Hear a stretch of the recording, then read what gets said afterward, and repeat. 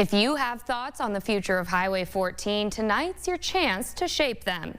The Mankato North Mankato Area Planning Organization is hosting a public open house this evening from 4:30 to 6:30 at MnDOT District Headquarters on Bassett Drive in Mankato.